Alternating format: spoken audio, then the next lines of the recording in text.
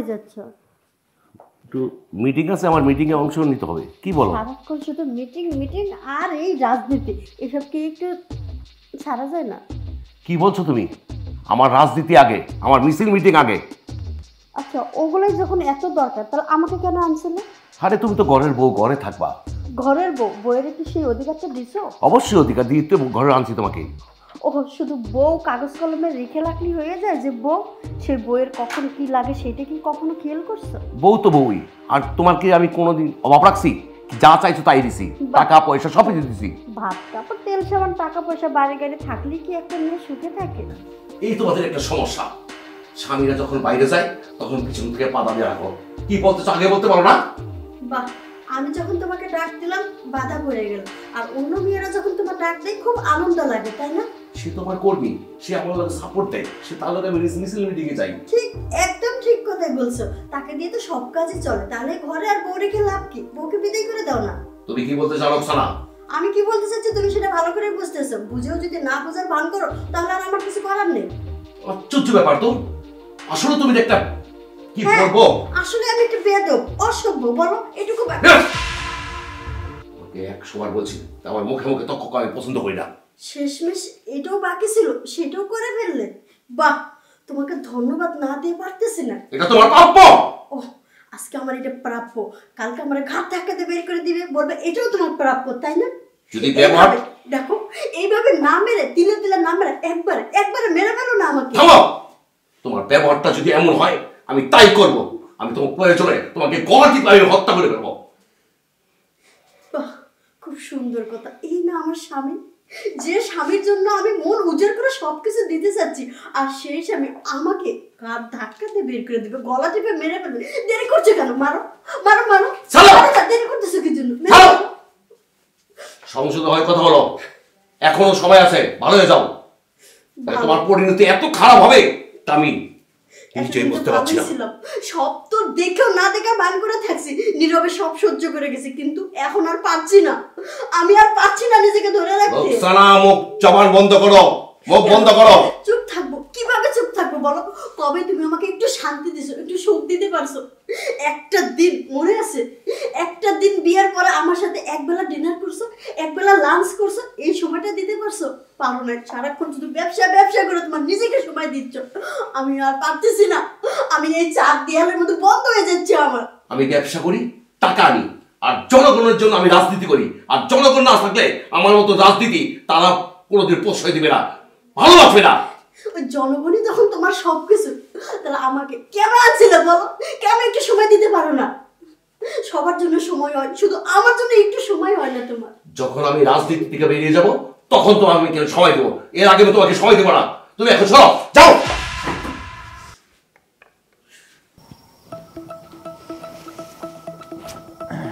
কি দেখাইলো ম্যাডাম আমারে? হ্যাঁ, শালার একটা জিনিসই ম্যাডাম। ম্যাডামের ফিগার দেখতে আমি একদম ফিদা হয়ে গেলাম। হ্যাঁ, কিন্তু ম্যাডামের যে ফিগার, আমার বান্ধবীর মধ্যে এরকম ফিগার নাই ম্যাডামের ফিগারের মতো। ম্যাডামে তো আমার মনের মধ্যে জ্বালা ধরে দিয়েছে। ম্যাডামকে যদি একবার কাছে পাইতাম, মনের সকল আকুল আমি পুরাই দিতাম। ম্যাডাম, আপনাকে আমার চাই, যেভাবে হোক আমি চাই। আরে ম্যাডাম, কি হয়েছে আপনার? না, কিছু হয়নি।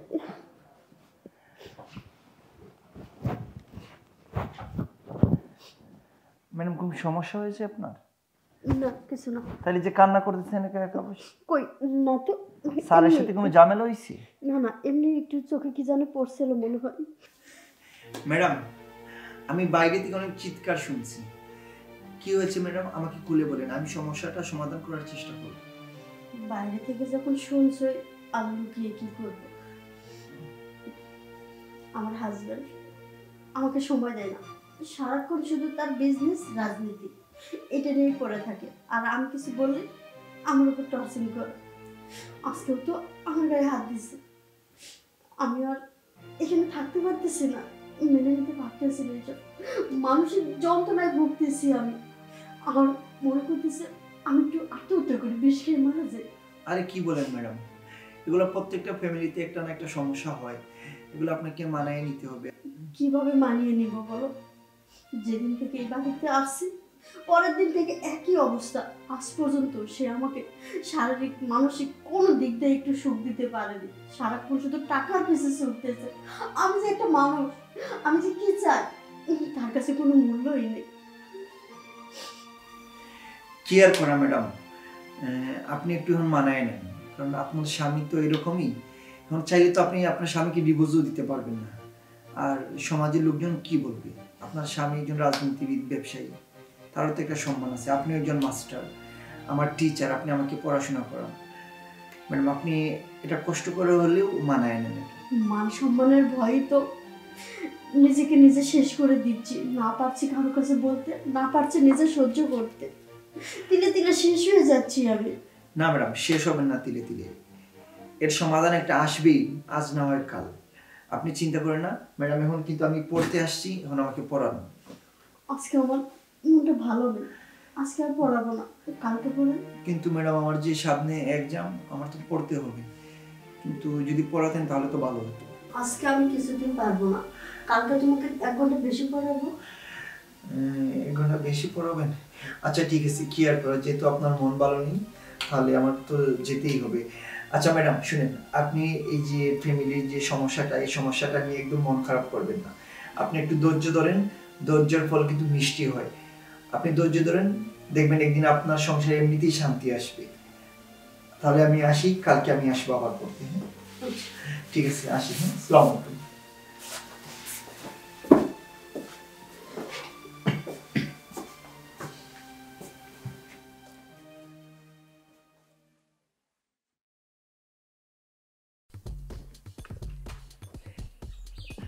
কিরে বন্ধু, এখানে বসে আছিস কেন?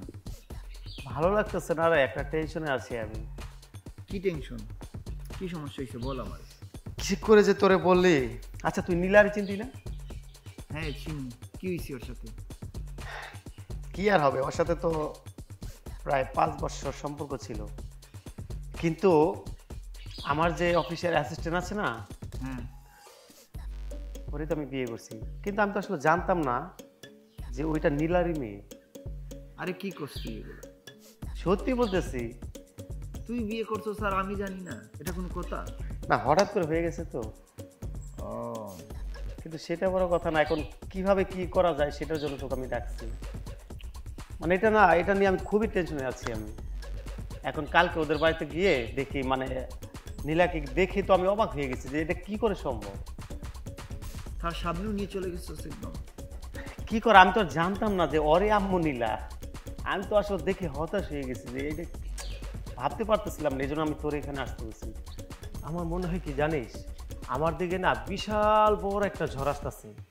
সেই ঝড়ে আমি টিকবো কিনা জানি না। আইলানা, নার্গিস, সাইক্লোন সব দিকটা আমাকে ঘিরে ধরতেছে। আমি যে আসলে কী করবো আমি সেটা ভাবতেই পারতেছি না। শুন, যা হওয়ার তা হয়ে গেছে। তুই যে নীলার মেয়েরে বিয়ে করছিস না, আর নীলারে যে তুই পছন্দ করিস, সেটা নীলার মেয়েকে বলার দরকার নাই। তুই এক দিলে 2 পাখি শিকার করবি। কিভাবে কিভাবে? শুন, নীলার সাথে যে প্রেম করিস না, ওইটা নীলার মেয়েকে জানাবি না। তুই নীলারে তুই বুঝ দিবি নীলার মতো, আর নীলার মেয়েকে বুঝ দিবি নীলার মতো। অবশ্য ঠিক বলছিস, তবে একটা কথা কি জানিস, আরে যতই দেখি না ততই ভালো লাগে। আমি যদি জানতাম যে ওইটা ওরই মেয়ে, আমি কোনোদিনও ওরে বিয়ে করতাম না। আমার অ্যাসিস্ট্যান্ট আমি কোনোদিনও বিয়ে করতাম না। শুন, এসব নিয়ে আর চিন্তা করিস না, যেটা বলছি সেটা কর। ঠিক আছে, তুই আমার সবচেয়ে কাছের বন্ধু। আমি জানি যে তোর কাছে আসলে একটা ভালো পরামর্শ এবং বুদ্ধি পাবো। ভালো ঠিক থাকিস। আছে, ওকে, ভালো থাকিস, যা।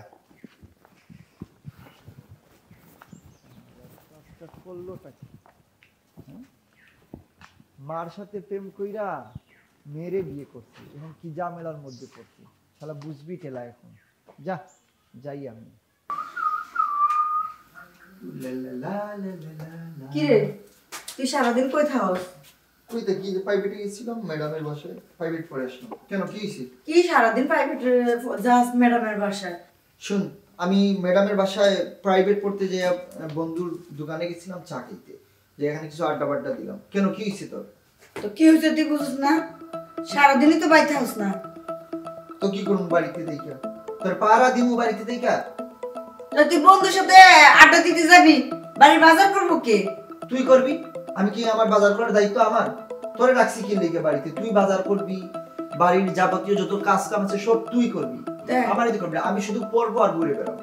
শুন, তুই তোর জামাই খাই আইসস, তুই বিধবা, তুই আমাদের বাড়িতে থাকস না।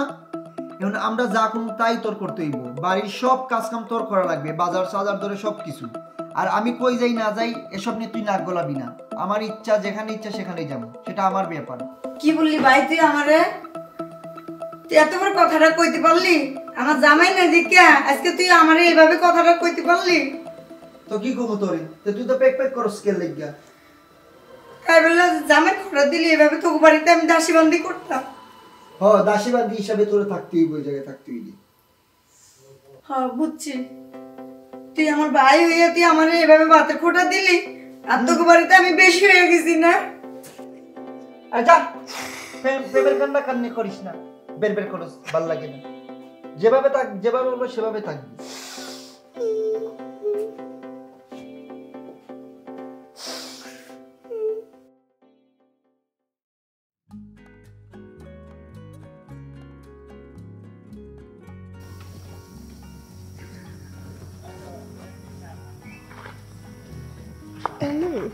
হ্যাঁ, আমি। কি অবস্থা ম্যাডাম, ভালো আছেন আপনি? আর ভালো, আসো এই পাশে বসো।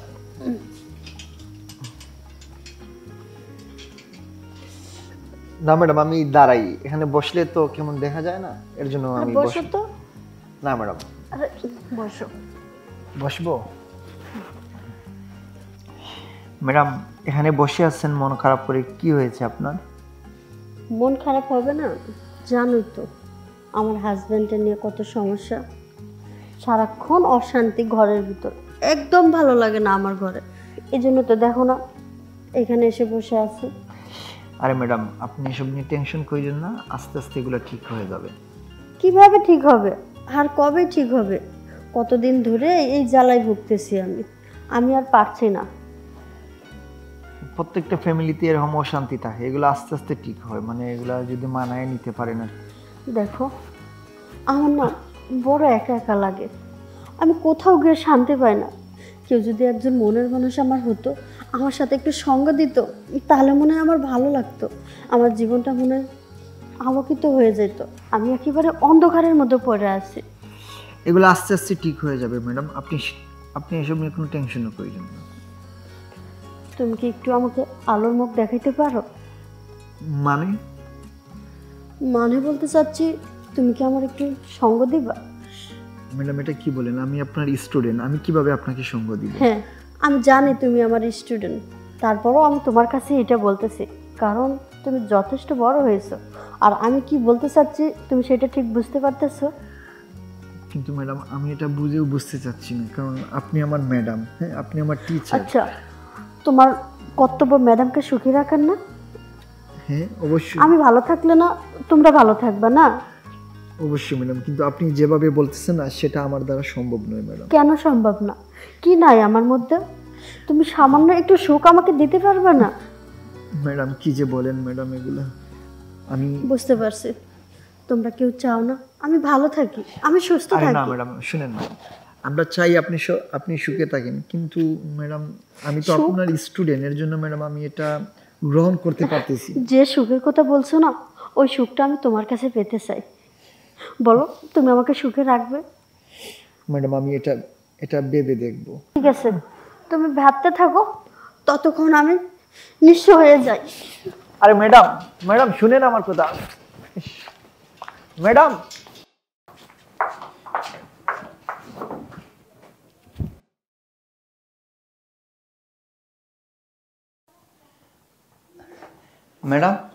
ম্যাডাম আপনি তো রাগ করে চলে আসলেন, আমার কথাটা তো একবার শুনবেন ম্যাডাম। কি শুনবো আমি? তুমি তো আমার সব কিছু জানো, তারপরেও তুমি কেন দূরে থাকতে চাচ্ছ? ম্যাডাম জানি, কিন্তু আমার তো একটা লজ্জার ব্যাপার আছে না, আপনি আমার টিচার, আপনার সাথে এরকম যায় না, তাই আমি আর কি একটু ইয়ে করছি। দেখো এখানে তো তুমি আর আমি, আর তো কেউ না, কেউ জানবে না। হ্যাঁ ঠিক বলেছেন আর ম্যাডাম। তুমি তো আমার স্টুডেন্ট না, তুমি যখন পড়তে আসবা তখন আমরা সময়টা দেব, সবাই জানবে তুমি তো আমার কাছে পড়তেই আসো। তা ঠিক বলেছেন, কিন্তু আমার কিন্তু কেন? যদি স্যার এসে দেখে ফেলে? সে কিছু জানবে না, আর সে তো সবসময় বাসায় থাকে না, সবসময় তার রাজনীতি আর রাজনীতি। সত্যি বলছেন? আচ্ছা ম্যাডাম, আমি তো এটা কখনো করিনি এসব। যদি যদি আমি ব্যর্থ হই এগুলো কাজ করতে যাই? তুমি আমার ছাত্র, কখনো ব্যর্থ হবে না। আর আমি তোমাকে সেইভাবে গড়ে তুলি নাই, আমি আমার মতো করে গড়ে তুলছি। আমি জানো তুমি সবকিছু পারবে। সত্যি বলছেন ম্যাডাম? জি ম্যাডাম, আপনি যদি আমাকে সাপোর্ট দিন তাহলে আমি পারবো। অবশ্যই পারবে।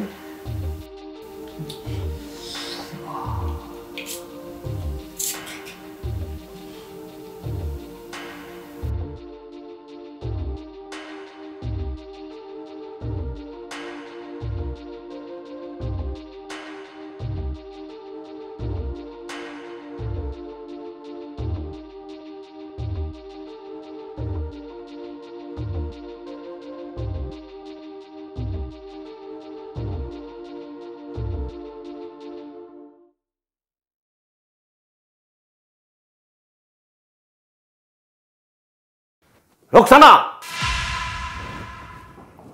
ছি ছি রোকসানা, এ আমি কি দেখলাম? আমি তো তোমার কাছে এটা কখনো আশা করি নাই। হ্যাঁ, আমি মিছিল মিটিংয়ে করতে চাই, আমি রাজনীতি করতে চাই, আমার লেট হয়, আমার আসতে পারে না, 2-4 দিন আমি আসতে পারি না, তাই তুমি পয় পুরুষকে ঘরের ভিতরে রেখে নিয়ে তুমি এগুলিই করো? হ্যাঁ, এটা আমার বিশ্বাস। আরে বিশ্বাস করে তোমাকে আমি বাসায় রেখে যাই, আর বিশ্বাসের ঘরে তুমি চুরি করলা। দেখো, তুমি যেটা দেখছো ভুল দেখছো।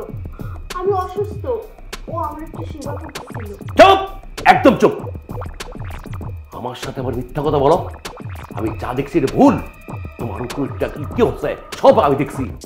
ছি, লজ্জা করে না এগুলি করতে? স্বামী রাইকা পয় পুরুষের ঘরে রাইকাই না এগুলি করো তুমি?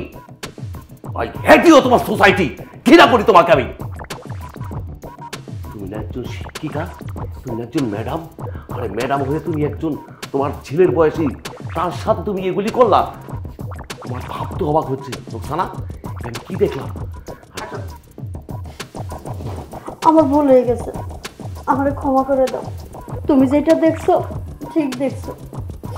ওর সাথে আমার, আর হ্যাঁ, ওর সাথে কেন এটা করছি জানো? তুমি, শুধু তোমার জন্য আমি এই কাজটা করছি। দিনের পর দিন, রাতের পর রাত তুমি আমাকে একটু সময় দেয়, সব সময় তুমি আমাকে ঘৃণা করছো। আর আজকে আরো যখন তোমার কাছে ভালোবাসা চাইতে গেছিলাম, আমার গায়ে হাত তুলছিল, মনে আছে তোমার? যার কারণে ওর সাথে এটা করতে আমি বাধ্য হয়েছি। এতে যদি আমার অন্যায় হয়ে থাকে, তুমি যে শাস্তি দিবে আমি সেই শাস্তি মেনে নেব।